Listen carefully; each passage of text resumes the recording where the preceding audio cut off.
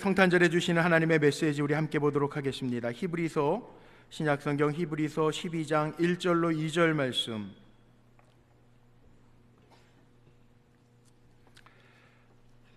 신약성경 367쪽입니다. 히브리서 12장 1절에서 2절 말씀 우리 같이 한 목소리로 합독하겠습니다. 같이 읽겠습니다. 이러므로 우리에게 구름같이 둘러싼 허다한 증인들이 있으니 모든 무거운 것과 얽매이기 쉬운 죄를 벗어버리고 인내로써 우리 앞에 당한 경주를 하며 믿음의 주요 또 온전하게 하시는 이인 예수를 바라보자.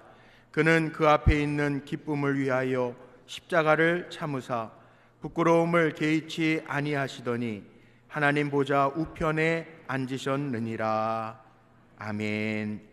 이 시간에는 우리 감독님 나오셔서 예수님께 집중하라라는 제목으로 성탄 메시지 전해주시겠습니다. 우리 박수로 한번 환영하시겠습니다.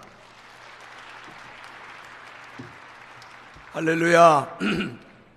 우리를 사랑하셔서 우리에게 독생자 예수 그리스도를 아낌없이 허락하신 우리 아버지 하나님께 감사 찬송 영광을 돌리면서 예수님을 보내주시니 중요하고 거룩한 절기에 우리 주님이 주시는 기쁨과 은혜가 여러분 한 분 한 분과 여러분의 가정과 자녀들 위해 가득하시기를 먼저 주의 이름으로 축원합니다. 특별히 죄악으로 얼룩져진 이 땅 위에 또 남북 평화라고 하는 거대한 주제를 놓고 새로운 씨름을 하고 있는 우리나라 한반도 위에 또 온 세계 위에 한국교회 위에 우리 주님이 주시는 기쁨의 은혜가 가득하기를 먼저 주님의 이름으로 축원하고 축복합니다. 이사야 9장 6절에 보면 이는 한 아기가 우리에게 낳고 한 아들을 우리에게 주신 바 되었는데 그의 어깨에는 정사를 메었고 그의 이름은 기묘자라 모사라 전능하신 하나님이라 영존하시는 아버지라 평강의 왕이라 할 것임이라. 아멘. 예수님은 영존하시는 평강의 왕으로 우리에게 오셔서 우리에게 구원을 주시고 평화를 주시고 은혜를 주시는 분임을 우리가 이 아침에 다시 한번 마음 깊이 생각하고 묵상하는 아침이 되시기를 바랍니다. 크리스마스는 시대의 변화에 따라 조금씩 바뀌어가고 있습니다. 그러나 아무리 시대가 변해도 크리스마스는 희망과 기쁨의 상징으로 전 세계 사람들의 마음속에 나름대로 자리매김을 했다고 생각합니다. 요즘은 카톡들을 많이 쓰는 시대라 크리스마스를 주제로 캐롤을 주제로 한 카톡들을 저도 아주 여러 가지를 받았는데 미국에서 어린 나이에 소아암을 앓고 있는 환자들의 병동에 크리스마스 전을 해서 노래하는 이들이 그 소아암 병동을 찾았어요. 그래서 아주 즐거운 크리스마스 캐롤을 불러주면서 어린 환자들에게 조그만 선물을 하나씩 주는데 아픔에 빠져있든 또 나름대로 실망에 빠져있고 고통 속에 빠져있던 어린 환자들이 얼굴이 환하게 밝아지는 그런 희망적인 카톡을 보면서 저는 순간 정말 주님의 오심이 어린 나이에 병을 앓고 있는 소아암 환자들뿐만 아니라 이 땅에 나름대로 고통을 갖고 씨름하고 아파하며 약함 속에서 외로움 속에서 살고 있는 많은 사람들에게 이런 희망을 주는 날이 됐으면 좋겠다, 그렇게 생각을 합니다. 오늘 크리스마스가 너무너무 위대한 날이고 인류 역사에 너무너무 중요한 날이기 때문에 카드도 만들어졌고, 요즘 카드는 좀 잘 안 보내긴 합니다만 캐롤도 만들어놨고, 심지어 언제부턴가 산타클로스가 거기에 등장을 해서 우리 손녀들도 보니까 어제 밤새 산타 기다리다가 자고 새벽엔 깨워도 안 일어나던 아이들이 5시, 6시 돼서 일어나서 무슨 선물 갖다 주고 갔나. 근데 놀랍게도 이게 아이들에게 희망을 주기는 하지만 놀랍게도요, 미국에 있는 아이들의 60%가 크리스마스가 무슨 날이니 하고 물어보면 산타크로스 오시는 날이지 예수님 탄생한 날은 아니라는 거예요.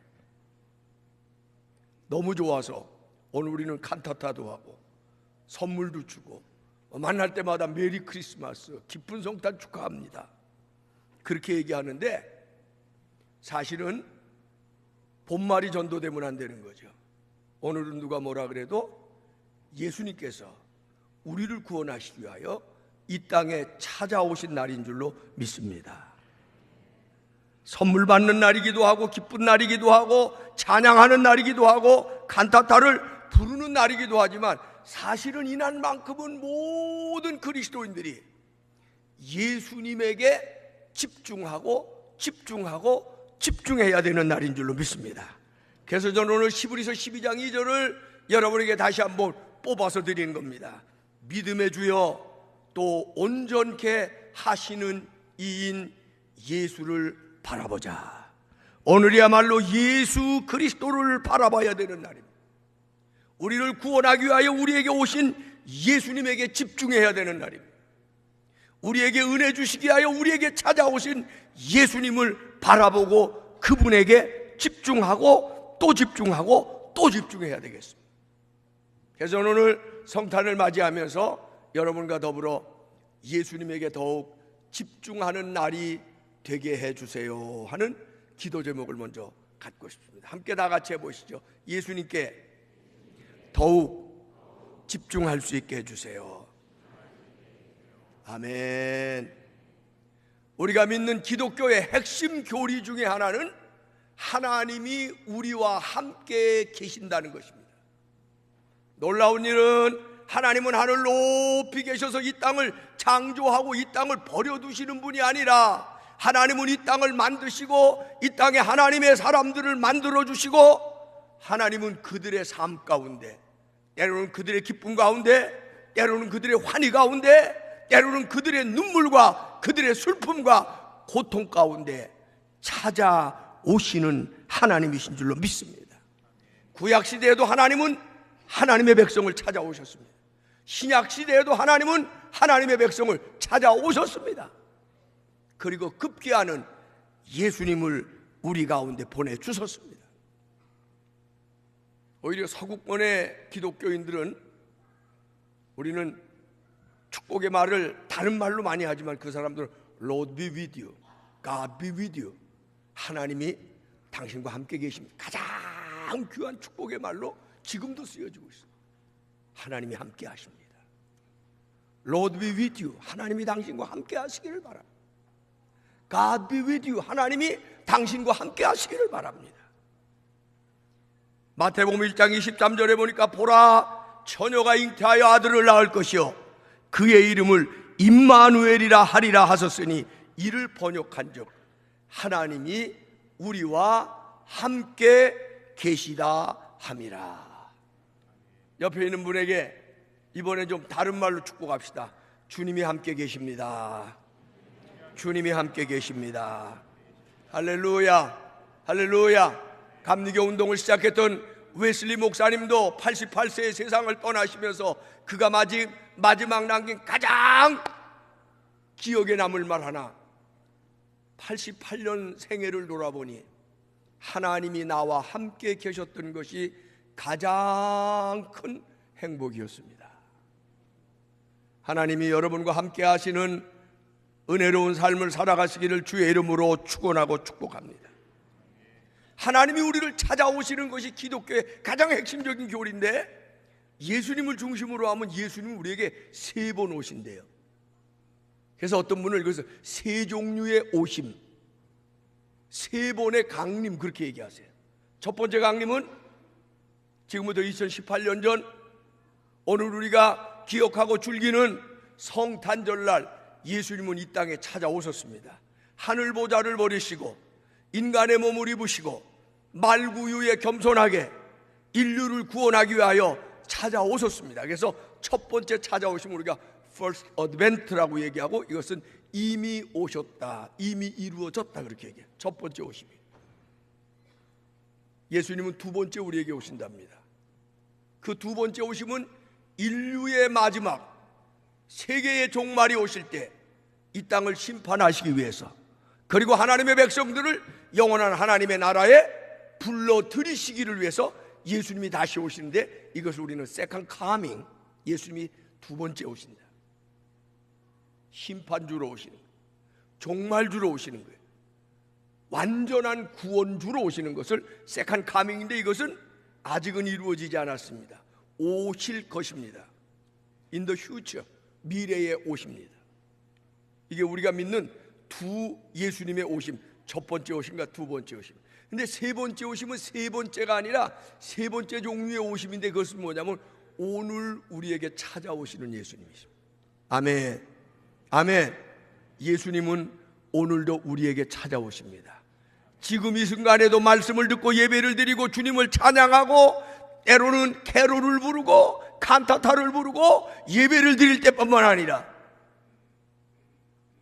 주님을 집중하고 바라볼 때 주님은 지금도 우리 가운데 찾아오십니다. 우리 가운데 찾아오셔서 절망하던 인간에게 희망을 주시고 죄악의 질곡 속에서 허덕이며 구원될 방법을 찾지 못하여 몸부림칠 때 구원을 주시고 질병 속에 치료를 주시고 절망 속에 희망을 주시고 약함과 아픔 속에 위로를 주시기 위해서 주님은 지금도 오늘도 우리에게 찾아오고 계시는 하나님이신 줄로 믿으시기를 바랍니다. 그러므로 교회를 다니면서 제일 중요한 일은 예배를 드리러 올 때마다, 봉사를 하러 올 때마다, 무슨 행사를 경험하러 올 때마다, 교회를 나올 때마다 제일 우리에게 필요하고 중요한 것은 주님을 집중하는 거예요. 주님을 바라보는 것입니다. 주님을 기대하는 것입니다. 주님을 기다리는 것입니다. 주님을 찾고 부르는 일이 여러분의 마음과 입술에서 떠나지 않게 되기를 주의 이름으로 축원합니다. 주님은 우리에게 구원을 주시고 주님은 우리에게 은혜를 주시는데 성경에 아주 구체적으로 얘기하는 주님이 우리에게 주시는 구원이 이루어지면 나타나는 것이 있는데 뭐냐면 평화를 주십니다. 참된 평화를 갈망하시기를 주님의 이름으로 축원합니다.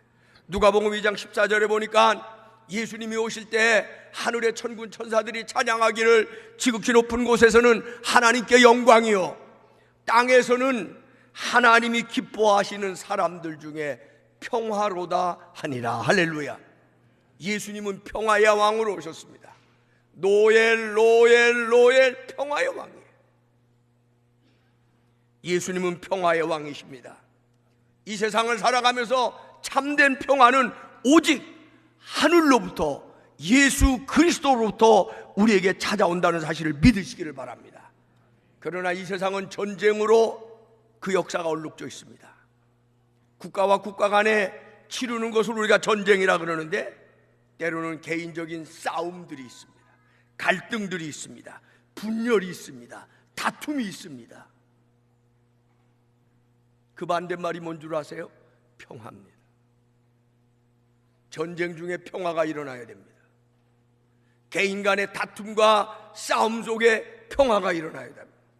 원수 맺고 사는 사람들에게 평화가 일어나야 됩니다.